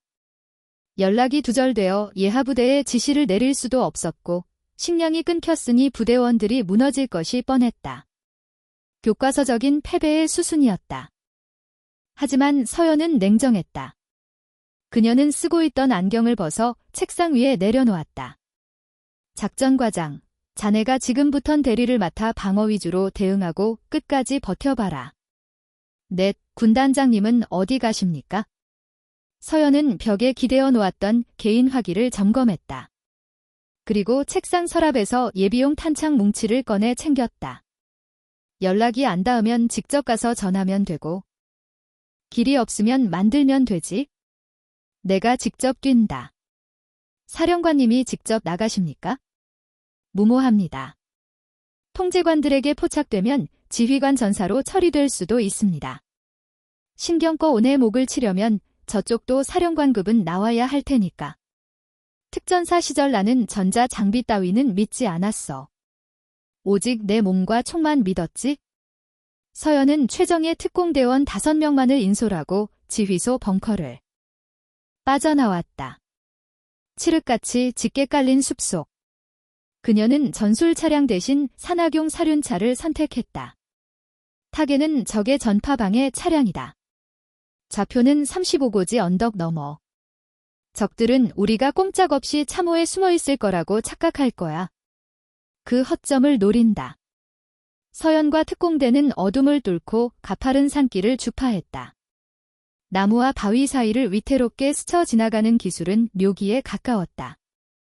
35고지 근처 서연은 장비를 수풀에 감추고 도보로 접근했다. 발소리조차 지운 잠입. 낙엽 한 장 밟지 않은 그녀의 몸놀림에 부하대원들조차 혀를 내둘렀다. 짐작대로였다.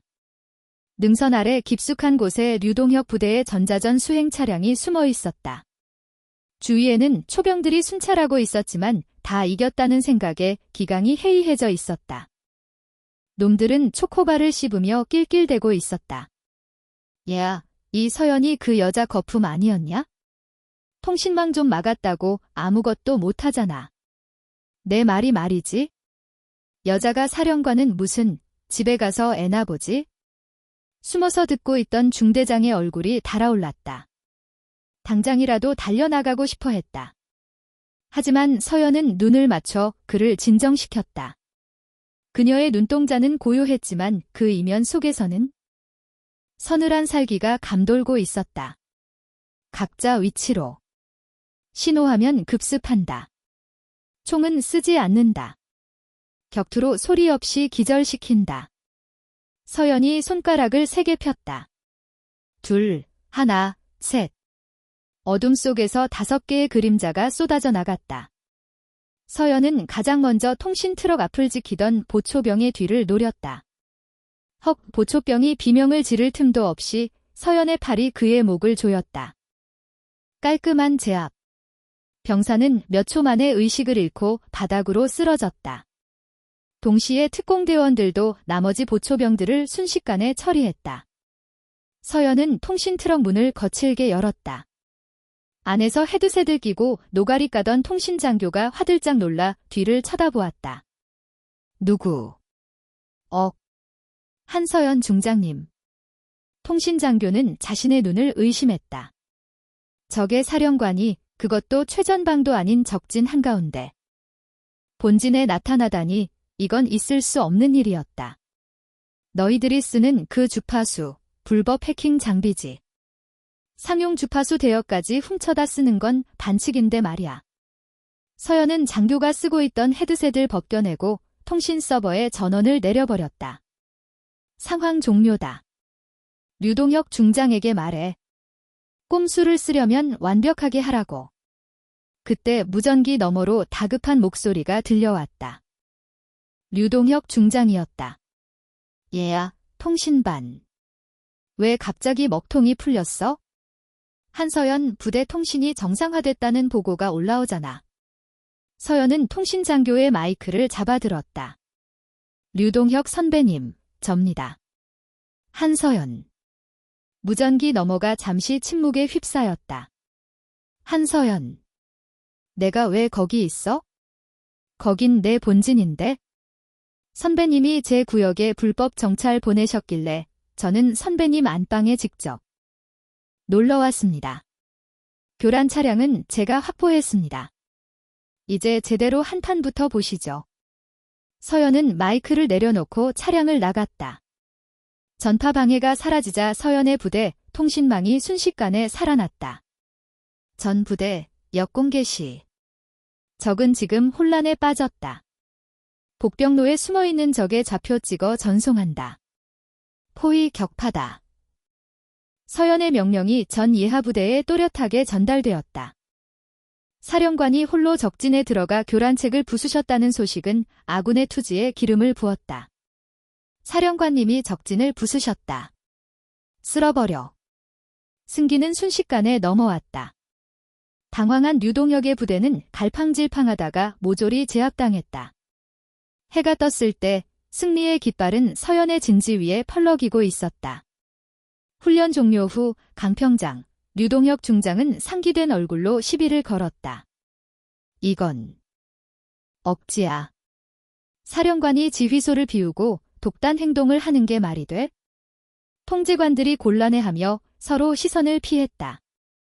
그때 한서연이 피투성이가 된 전투복을 털며 앞으로 나섰다. 전쟁의 규칙은 어디 있습니까? 적이 내 목을 조르는데 얌전히 앉아서 죽음을 기다리는 게 지휘관입니까? 게다가 선배님. 서연은 류동혁의 품속 안에 있던 불법 도청 장치 사용 정황 문건을 꺼내었다. 이거 사령부에 찌르면은 선배님 별 하나 날아가실 텐데. 제가 요번엔 그냥 봐드려 드리겠습니다. 전우로서의 마지막 배려입니다. 류동혁은 할 말을 잃었다. 확실한 물증 앞에서는 할 말이 없었다. 그는 화를 삼키며 고개를 돌렸다. 근처에 있던 타부대 지휘관들과 병사들이 서연을 존경심 가득한 눈빛으로 쳐다보았다. 그녀는 탁상공론 장군이 아니었다. 영웅이었다. 전장의 흐름을 바꾸는 여제. 그것이 서연의 새로운 이명이 되었다. 그러나 승리의 감격을 즐겨볼 틈도 없이 진짜 재앙은 자연의 재해와 함께 들이닥쳤다. 훈련의 열기가 채 가시기도 전인 그날 오후, 포천 지역에 건조주의보가 내려진 와중에 돌풍을 타고 탄 냄새가 군단 사령부까지 밀려왔다. 사령관님, 위급 상황입니다. 훈련장 주변 백운산 계곡에서 대형 산불이 시작됐습니다. 통제실 화면 속에는 아쿠아염이 산등성이를 태워버린 장면이 생방송으로 송출되고 있었다. 돌풍을 타고 화세는 손 쓸 수도 없이 퍼져나가고 있었다. 우려되는 것은 그 화마가 덮칠 곳에 마을이 위치해 있다는 점이었다. 소방 헬기는 강풍 탓에 출동이 불가능하다고 합니다. 지상 진압 요원만으로는 힘에 겹니다. 화세가 너무 강합니다.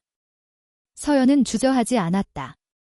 전 부대, 산불 진압 현장에 투입한다. 훈련용 무장 해제하고 등짐 펌프와 삽 챙겨. 작전명은 민간 수호다. 병사들은 힘겨워했다. 며칠간의 힘든 훈련으로 몸이 파김치처럼 됐다. 그러나 사령관의 지시에 그들은 다시 군장을 착용했다. 한서연이 지휘하는 부대였기 때문이다. 현장은 생지옥이었다. 검은 매연이 하늘을 가려서 낮이었음도 밤처럼 캄캄했다. 뜨거운 화기가 살을 녹일 듯이 덮쳐왔다. 쫄지들 마라. 바람을 피해서 저지선을 형성한다. 마을 쪽으로 불이 번져오지 못하게 방어선을 만들어. 서연은 마스크 하나에 의존한 채 맨 앞에서 화마와 맞섰다. 그녀가 먼저 삽자루로 들고 흙덩이를 퍼내며 방화선을 갈자 병사들도 기운을 내어 불길로 달려들었다. 그때였다. 동네 이장이 소리치며 달려왔다. 장군님, 장군님. 저기 산 허리에 낡은 집이 하나 있는데 거기에 다리가 불편한 노모가 혼자 계십니다. 아직 피신을 못하셨어요. 이장이 가리킨 곳은 이미 화마에 갇혀버려 고립된 구역이었다. 구조대원들조차 구조를 포기한 위험 구역이었다.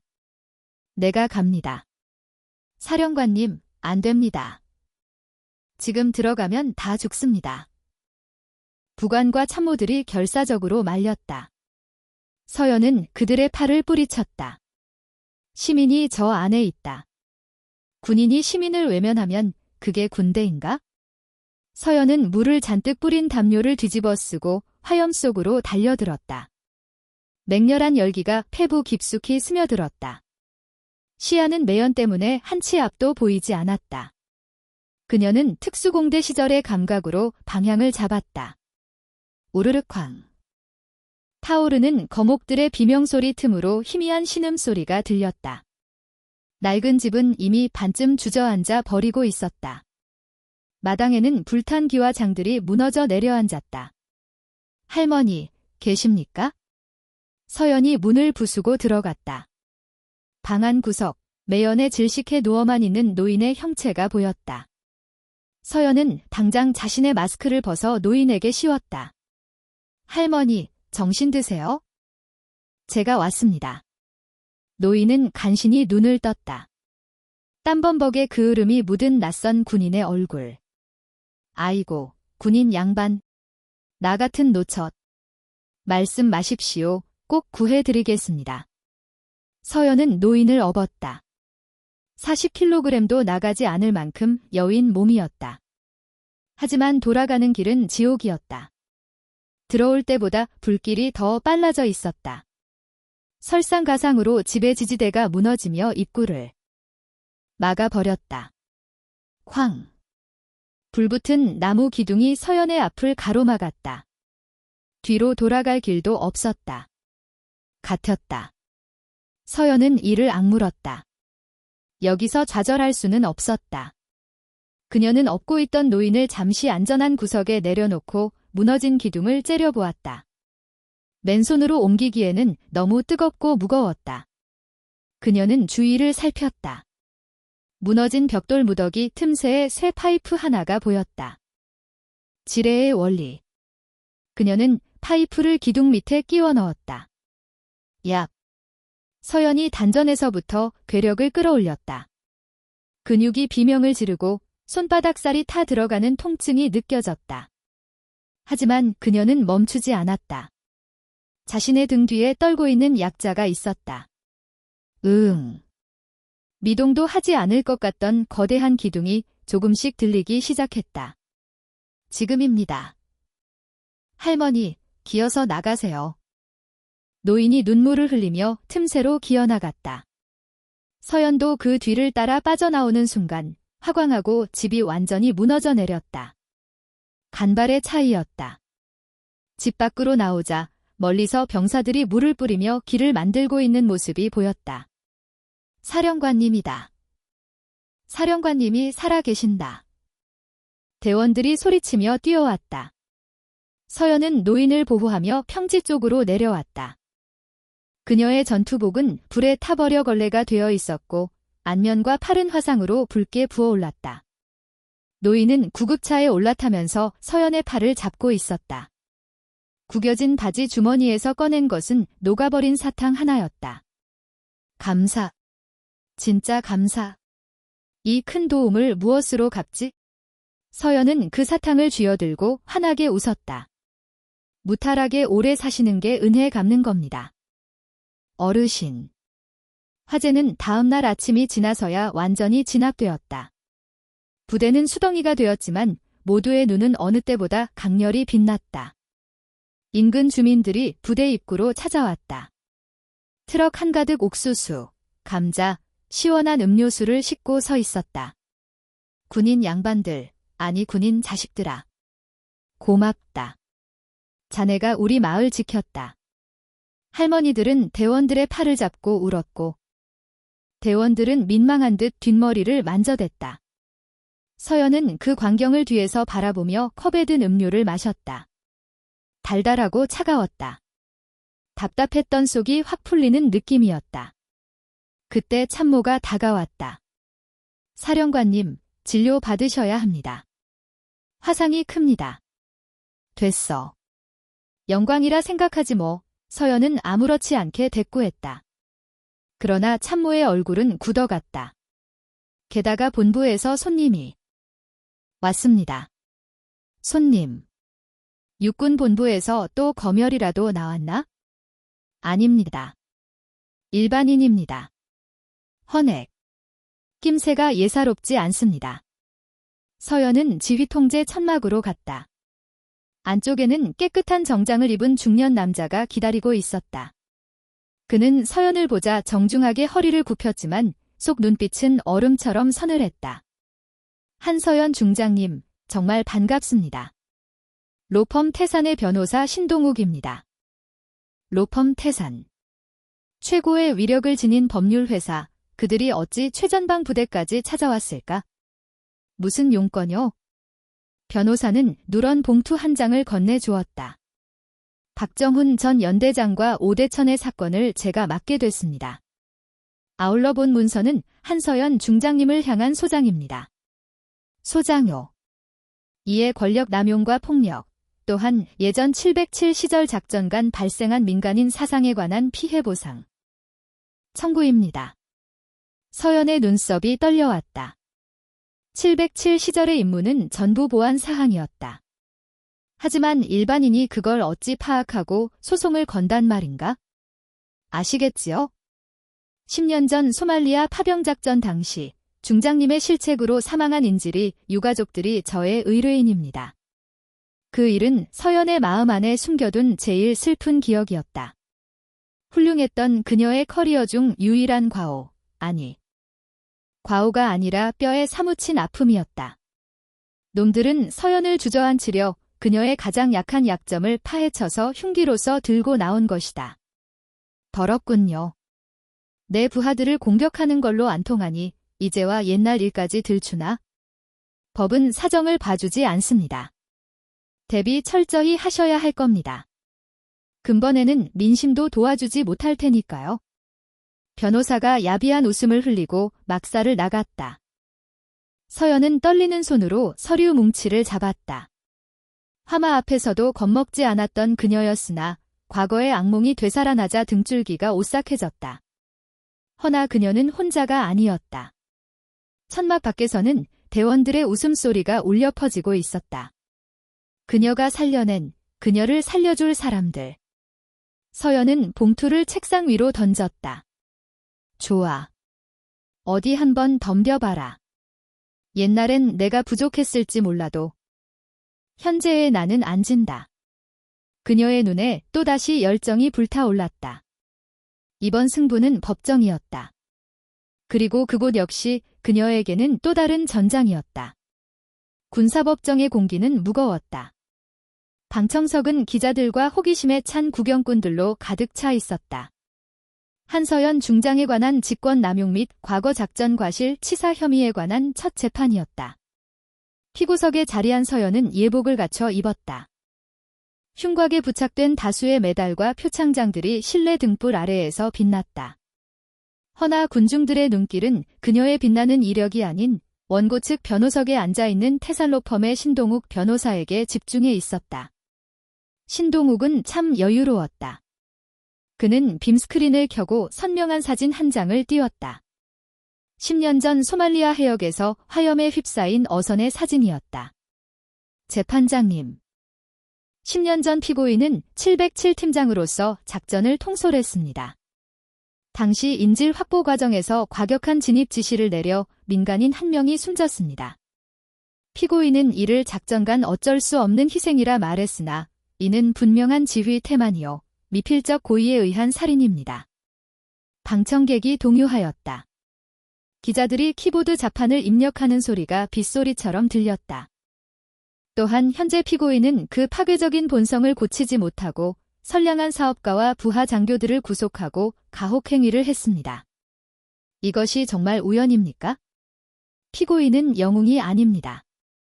계급장 뒤에 숨은 통제불능의 악당일 뿐입니다. 신동욱의 주장은 교묘했다. 그는 박정훈과 오대천이 저지른 죄악은 쏙 빼놓고 서연이 행사한 폭력과 고압적인 태도만을 강조했다. 민심은 벌써 서연에게 등을 돌리고 있었다. 판사가 서연을 쳐다보았다. 피고인, 최후 변론하겠습니까? 서연은 무겁게 입을 떼며 일어섰다. 그녀의 눈빛은 흔들림 없이 고요했다. 검사 측의 주장처럼 10년 전 우리 팀은 인질 구출 작전에서 실패를 맛봤습니다.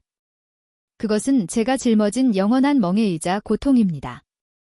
혐의를 시인하나요? 신동욱이 의기양양하게 외쳤다. 그러나 서연은 단호히 대답했다. 희생이 저의 독단적인 명령 탓이라는 억측은 결코 받아들일 수 없습니다. 게다가 유족들이 저를 고발했다는 그 말도 믿기 힘듭니다. 증거 서류가 여기 있습니다. 유족 날인한 선명한 종이가 안 보입니까?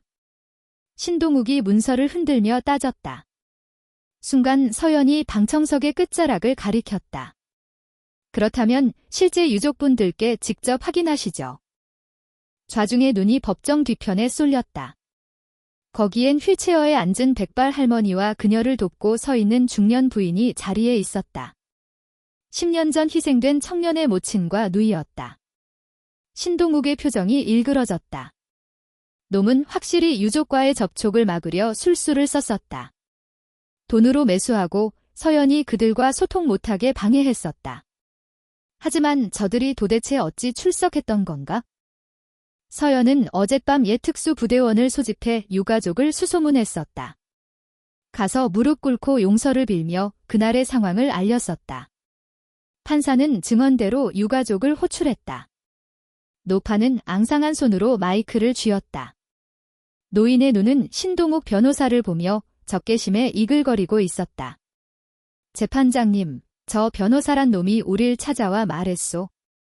한서연이 내 자식을 해친 원수이니 고발장에 지장만. 찍어주면 하늘 풀어주고 위로금도 받게 해주겠다고 꼬드겼소. 우린 정말 그런 줄 알았소? 그러자 노파는 품속에 오래된 편지 한 장을 꺼냈다. 피와 그을음이 묻어난 종이였다.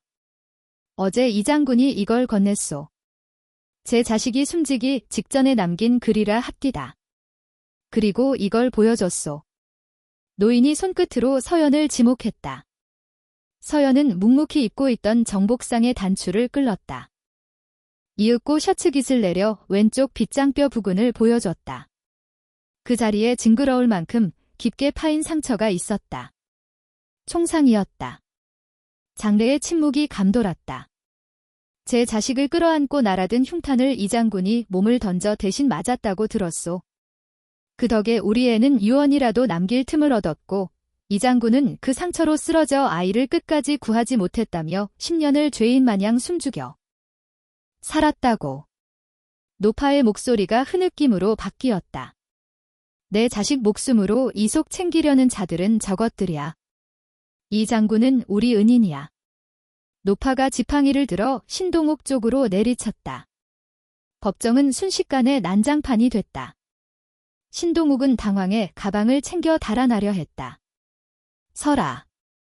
서연이 피고석 난간을 뛰어넘어 신동욱의 길을 가로막았다. 법원 경위들이 급히 뛰어왔으나 그녀의 위협감에 밀려 주춤했다. 법을 악용해서 진실을 묻고 유가족의 슬픔을 빌미로 돈놀이를 해. 너희가 쓰레기보다 더 썩었네. 비켜라. 난 변호사다.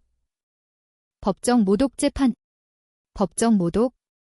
신성한 재판에 위증을 사주하고 사기를 친 건 너다. 신동욱, 너를 위증교사 및 사문서 위조 혐의로 긴급 체포를 요청하겠다. 객석에 앉아있던 헌병대 수사관들이 약속이나 한 듯 일어섰다. 서연은 이미 재판 전에 핵심 증거를 확보해 헌병대와 협력하고 있었던 것이다. 수갑이 신동욱의 양손에 채워졌다. 그는 질질 끌려가면서도 발악했다. 이건 모함이다. 두고 봐의 태산이 절대 가만히 안 있을 거다. 하지만 그의 고함은 헛되었다. 진실 앞에서 기만은 힘을 잃었다. 재판장은 잠시 휴정을 알렸다가 지체 없이 판결을 내렸다. 피고인 한서연에 대한 모든 공소 사실을 기각한다.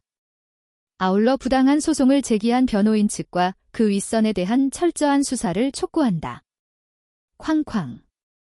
의사봉 소리가 울려 퍼졌다. 방청석에서 환호가 터져나왔다. 서연은 유가족에게 다가가 다시 한번 깊이 허리를 숙였다. 죄송합니다. 10년이 걸렸습니다. 노파는 투박한 손으로 서연의 상처 부위를 옷 위로 어루만졌다. 아니요. 사라져서 고맙소. 우리 애도 저 위에서 감사해야 할 거요. 이젠 그 짐 벗어버리시오. 법정을 나서는 서연의 발걸음은 그 어느 때보다 경쾌했다.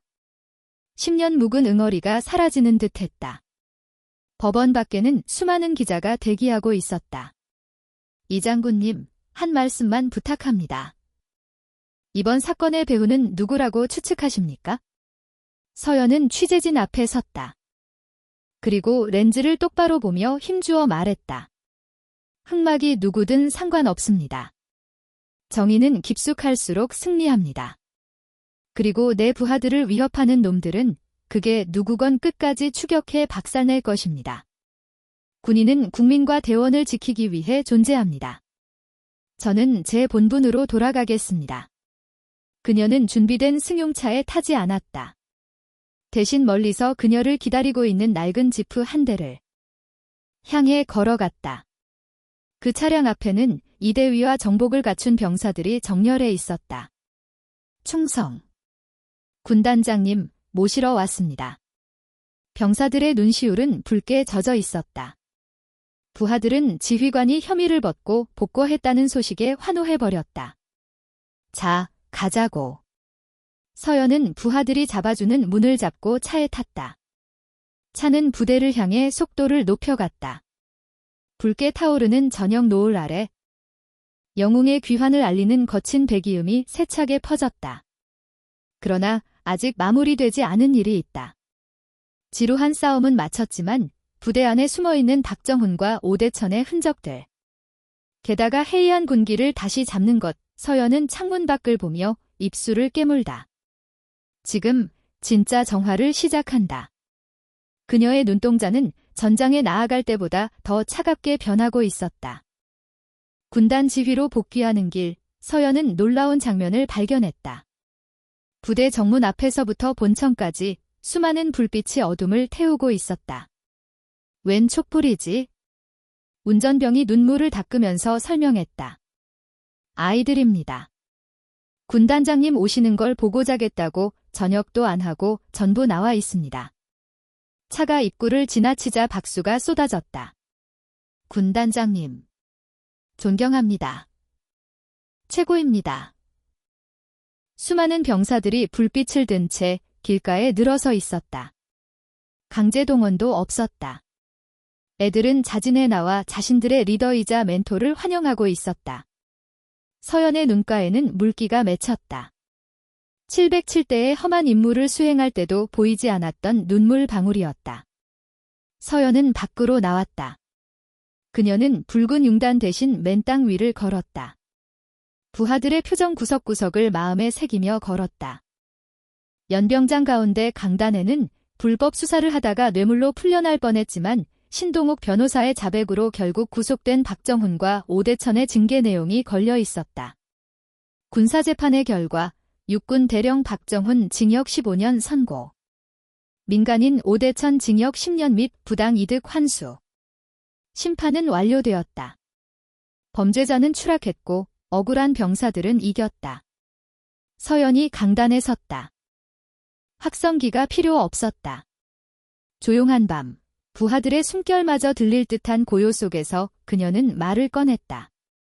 나는 금일 재판에서 승소를 하였다. 허나 난 정말로 무죄인지는 제군에게 묻고 싶다.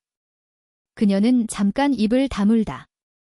제군을 굶주리게 했고, 떨게 했고, 병들게 했다. 지휘관으로서 부하를 돌보지 못한 죄, 짐을 벗을 수 없다. 하여 난 지금부터 나 스스로에게 벌을 주려 한다. 장병들이 수근거렸다. 혹시 자숙을 하려는 것일까? 긴장감이 돌았다.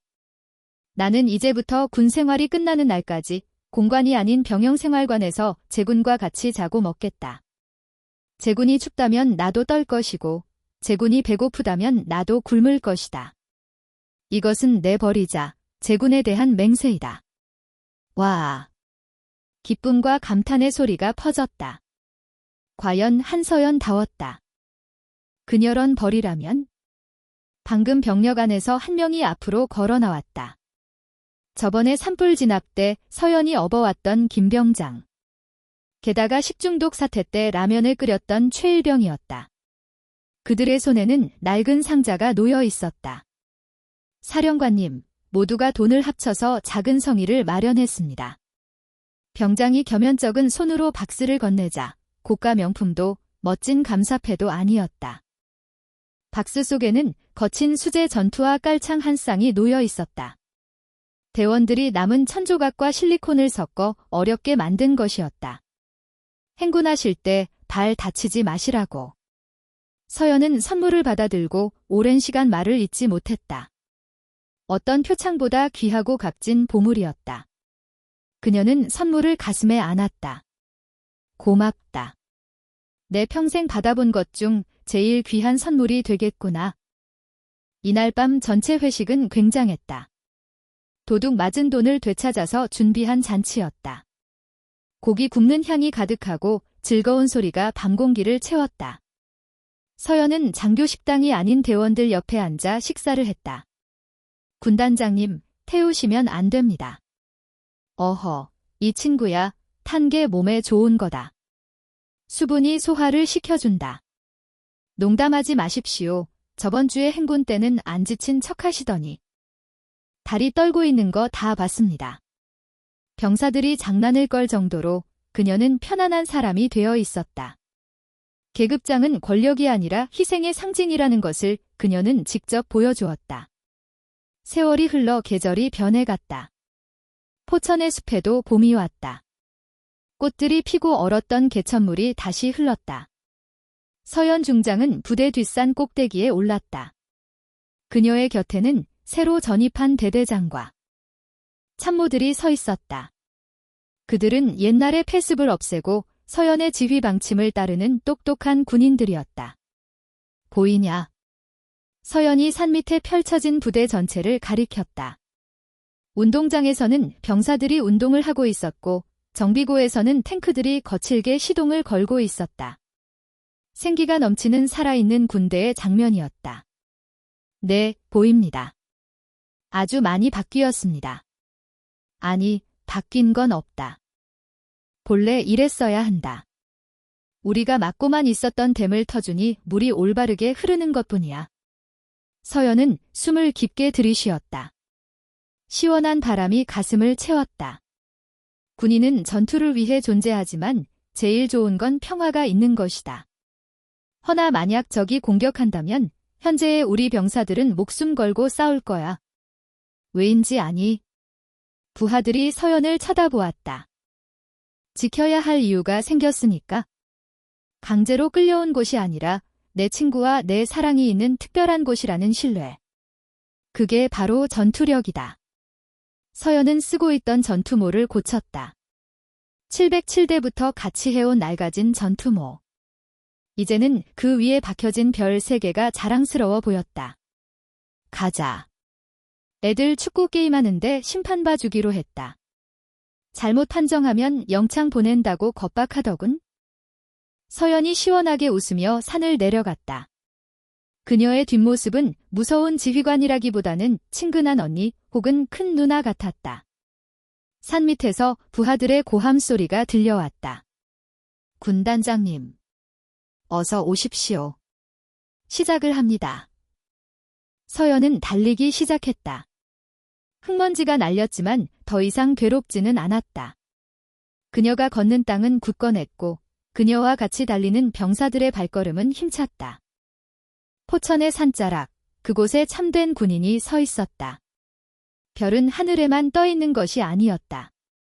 병사들의 땀방울 속에, 그리고 그들과 같이 호흡하는 서연의 마음 속에 제일 밝게 빛나고 있었다.